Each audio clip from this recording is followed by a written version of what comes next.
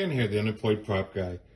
Let's talk about casting pewter out of using silicone molds.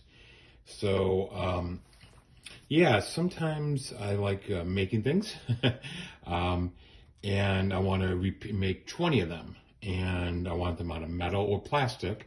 And there's a lot of good videos about how to make molds, so I'm not going to even go into detail about that. So I wanted to make a hobby knife, a precision knife for myself, and I wanted it to have some weight, and I wanted it to be unique. So I made this one. You can see I made a little face on there, made my little logo, Kenco, and so how did I make this? First I started off with the original hilt, which stainless steel, and I just had a whole bunch of these laying around. I think the dentist tools. And so I attached this rod so I could hang it, cast it. I cast it in Umu 25, smooth on silicone, so I cast it. After I cast it, boom, I did a polyurethane plastic version as kind of a buck, and I can make like 10 of these to play around with and carve them and whatnot. So I wanted to do the face, so I cut this off.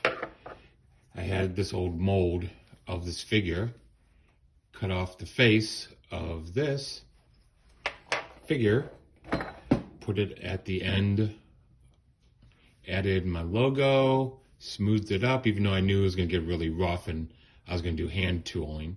With the little holes where I added some fill, Bondo, and after I did this, this is my finished prototype buck.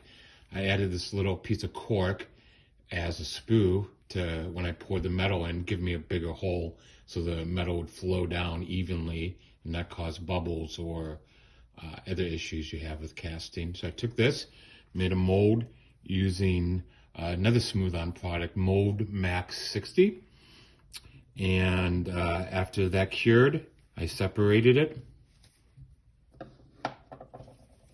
put the mold together, wrapped it up, and then I did this.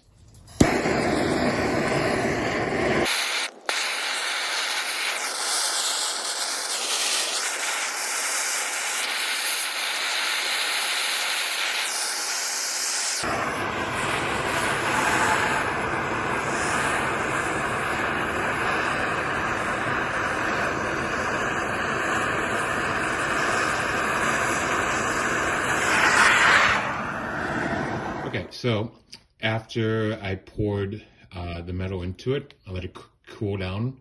I took it out of the mold and I had my metal product. And then I cleaned it up and I went in with a hammer and banged it all up.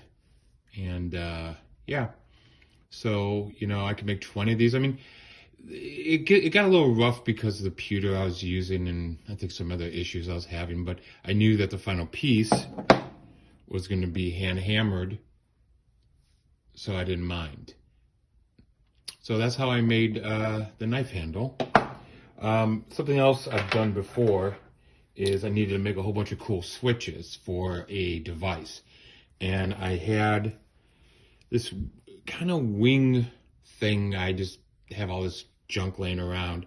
I filled it in with Bondo, did a mold using the Mold Max 60, and poured in the pewter, and then after that I cleaned it up,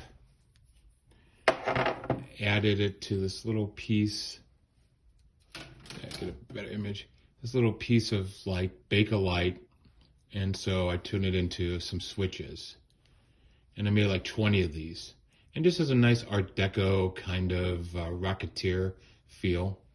So yeah. Now, one thing to talk about is where I get my pewter. I usually get it from thrift stores.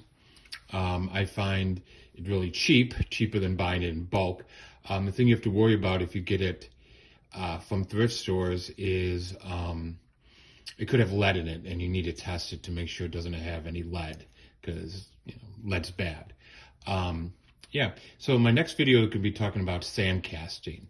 It's cheaper than doing giant, silicone molds. Not as detailed and a little more rough, actually, depending. But sometimes it's even less rough. I mean, it's how they do engines and so forth. So I'll see you on the next video.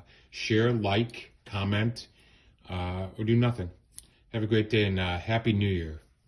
2020 is gone. Bye.